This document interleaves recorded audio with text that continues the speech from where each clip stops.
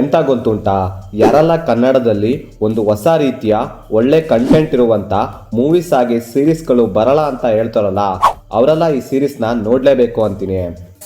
ಈಗ ತಾನೇ ನಾನು ZEE5 ನಲ್ಲಿ ಸ್ಟ್ರೀಮ್ ಆಗ್ತಿರುವಂತ ಕನ್ನಡದ ಜೆರಾಕ್ಸ್ ಎಂಬ ವೆಬ್ ಸೀರೀಸ್ನ ನೋಡಿದೆ. ಹಾನೆಸ್ಟ್ ಆಗಿ ಹೇಳ್ಬೇಕು ಅಂದ್ರೆ ಸೀರೀಸ್ ನನಗೆ ಇಷ್ಟ ಆಯಿತು. ಯಾಕಂದ್ರೆ ಇದರಲ್ಲಿರುವಂಥ ಕಂಟೆಂಟ್ ಇಂಪ್ರೆಸ್ ಮಾಡ್ತು. ಯಾಕಂದ್ರೆ ಕನ್ನಡದಲ್ಲಿ ಫ್ಯಾಂಟಸಿ ಎಲಿಮೆಂಟ್ ಅನ್ನೋದು ಹೆಚ್ಚಾಗಿ ನಾವು ನೋಡಿಲ್ಲ. ಆದರೆ ಈ ಎಲಿಮೆಂಟ್ನ ಈ ಸೀರೀಸ್ನಲ್ಲಿ ಅವರು ಡಿಫ್ರೆಂಟ್ ಆಗಿ ಥಿಂಕ್ ಮಾಡೋದಲ್ಲದೆ ಯೂನಿಕ್ ಆಗಿ ಪ್ರೆಸೆಂಟ್ ಮಾಡಿದ್ದಾರೆ. ಟೋಟಲ್ ಆಗಿ ಹೇಳಬೇಕು ಅಂದ್ರೆ ಈ ಸೀರೀಸ್ ನನಗಂತೂ ವರ್ತ್ ವಾಚ್ ಅನಿಸ್ತು. ಇನ್ನು ಇದರ ಒಂದೇ ಸ್ಟೋರಿ ವಿಷಯಕ್ಕೆ ಬರೋದಾದ್ರೆ, ಇದರ ಸ್ಟೋರಿ ರಾಯದುರ್ಗ ಎಂಬ ಊರಿನಲ್ಲಿ ನಡೆಯುತ್ತೆ. ಈ ಊರಿನಲ್ಲಿರೋ ನಮ್ಮ ಹೀರೋ ಪ್ರಕಾಶ್ ಒಬ್ಬ ಮಿಡಲ್ ಕ್ಲಾಸ್ ಮನುಷ್ಯ.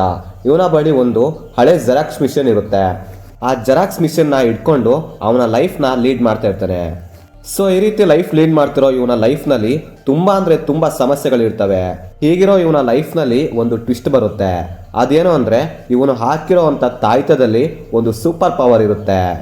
ಮುಂದೆ ಆ ತಾಯ್ತ ಜೆರಾಕ್ಸ್ ಮಿಷನ್ ಅಲ್ಲಿ ಬಿದ್ದಾಗ ವರ್ಕ್ ಆಗದೆ ಇರೋಂಥ ಜೆರಾಕ್ಸ್ ಮಿಷಿನ್ ವರ್ಕ್ ಆಗೋಕೆ ಸ್ಟಾರ್ಟ್ ಆಗುತ್ತೆ. ಬರೀ ವರ್ಕ್ ಆಗೋದಲ್ಲದೆ ವಿಚಿತ್ರವಾದ ಪವಾಡ ಮಾಡೋಕೆ ಸ್ಟಾರ್ಟ್ ಆಗುತ್ತೆ. ಇದೆಲ್ಲ ಹೇಗೆ ಸಾಧ್ಯ ಆಯಿತು, ಇದೆಲ್ಲ ಯಾಕೆ ಆಗ್ತಿದೆ ಅನ್ನೋದನ್ನ ನೀವು ಸೀರೀಸ್ ನೋಡೇ ತಿಳ್ಕೊಬೇಕು. ಇನ್ನು ಇದರ ಪಾಸಿಟಿವ್ ವಿಷಯಕ್ಕೆ ಬರೋದಾದ್ರೆ, ಇದರಲ್ಲಿ ಇರುವಂಥ ಕಾನ್ಸೆಪ್ಟ್ ಹಾಗೆ ಒನ್ಲೈನ್ ಸ್ಟೋರಿ ಹಾಗೆ ಡೈರೆಕ್ಟರ್ ಅವರ ಥಿಂಕಿಂಗ್ ಥಾಟ್ ಇಷ್ಟ ಆಯಿತು. ಇದಲ್ಲದೆ ಇನ್ನೊಂದು ಈ ಸೀರೀಸಿಗೆ ಮೇಜರ್ ಪ್ಲಸ್ ಪಾಯಿಂಟ್ ಆಗಿದ್ದು ನಾಗಭೂಷಣ್ ಅವರ ಇನೋಸೆಂಟ್ ಆಕ್ಟಿಂಗ್. ಪಕ್ಕ ಹಳ್ಳಿ ಹುಡುಗನ ಹಾಗೆ ಕಾಣಿಸ್ಕೊಳ್ಳೋದಲ್ಲದೆ ಅವರಿಂದ ಬರುವಂತ ಕಾಮಿಡಿ ಸೀನ್ಸ್ಗಳು ನಗು ತರಿಸ್ತಿದ್ವು. ಅಂದ್ರೆ ಅವರ ಪರ್ಫಾರ್ಮೆನ್ಸ್ ಹಾಗೆ ಅವರ ಲುಕ್ಕು ಆ ಕ್ಯಾರೆಕ್ಟರ್ಗೆ ಪರ್ಫೆಕ್ಟ್ ಆಗಿ ಮ್ಯಾಚ್ ಆಯ್ತು. ಇನ್ನು ಸೀರೀಸ್ ನಲ್ಲಿರುವಂತ ಹೀರೋಯಿನ್ ಹಾಗೆ ಅದರ್ಸ್ ಆಕ್ಟರ್ಸ್ ಗಳ ಪರ್ಫಾರ್ಮೆನ್ಸ್ ಪರವಾಗಿಲ್ಲ, ಡೀಸೆಂಟ್ ಆಗಿತ್ತು ಅಂತ ಅನ್ಬಹುದು. ಹಾಗೆ ಸೀರೀಸ್ ಅಲ್ಲಿ ಇರುವಂತ ಎಪಿಸೋಡ್ಗಳು ಕೆಲವೊಂದು ಎಪಿಸೋಡಿಂದ ಎಪಿಸೋಡ್ಗೆ ಸ್ವಲ್ಪ ಇಂಟ್ರೆಸ್ಟ್ನ ಜಾಸ್ತಿ ಮಾಡ್ತು. ಅದು ಎಲ್ಲ ಎಪಿಸೋಡಲ್ಲಿ ಆಗುತ್ತೆ ಅಂತ ಹೇಳೋದಿಲ್ಲ, ಯಾಕಂದ್ರೆ ಕೆಲವೊಂದು ಎಪಿಸೋಡ್ಗಳು ಅಷ್ಟೊಂದು ಇಂಪ್ರೆಸ್ಸಿಂಗ್ ಆಗಿರೋದಿಲ್ಲ. ಹಾಗೆ ಈ ಸೀರೀಸ್ನಲ್ಲಿರುವಂಥ ಬ್ಯಾಕ್ಗ್ರೌಂಡ್ ಮ್ಯೂಸಿಕ್ ಚೆನ್ನಾಗಿತ್ತು. ಆಕ್ಚುಲಿ ಹೇಳಬೇಕು ಅಂದ್ರೆ ಈ ಬ್ಯಾಕ್ಗ್ರೌಂಡ್ ಮ್ಯೂಸಿಕ್ ಈ ಸೀರೀಸ್ಗೆ ಒಂದು ವ್ಯಾಲ್ಯೂನ ಆ್ಯಡ್ ಮಾಡ್ತು. ಇನ್ನು ಇದರ ನೆಗೆಟಿವ್ ವಿಷಯಕ್ಕೆ ಬರೋದಾದ್ರೆ, ಇದರಲ್ಲಿ 6 ಎಪಿಸೋಡ್ಸ್ಗಳಿದಾವೆ. ಆದ್ರೆ ಇದರಲ್ಲಿ ಇರುವಂಥ ಮಿಡಲ್ 2 ಎಪಿಸೋಡ್ಸ್ಗಳು ಸ್ವಲ್ಪ ಡ್ರ್ಯಾಗ್ ಅನ್ಸ್ತು. ಯಾಕಂದ್ರೆ ಇಲ್ಲಿ ಇರುವಂತ ಸ್ಟೋರಿ ಅಲ್ಲೇ ತಿರುಗ್ತಾನೆ ಇರುತ್ತೆ. ಇದರ ಸ್ಟೋರಿ ಮುಂದಕ್ಕೆ ಸಾಗೋದಿಲ್ಲ. ಇಲ್ಲಿ ಸ್ಟೋರಿ ತುಂಬಾನೇ ಫ್ಲಾಟ್ ಆಯ್ತು ಅಂತ ನನಗೆ ಅನಿಸ್ತು.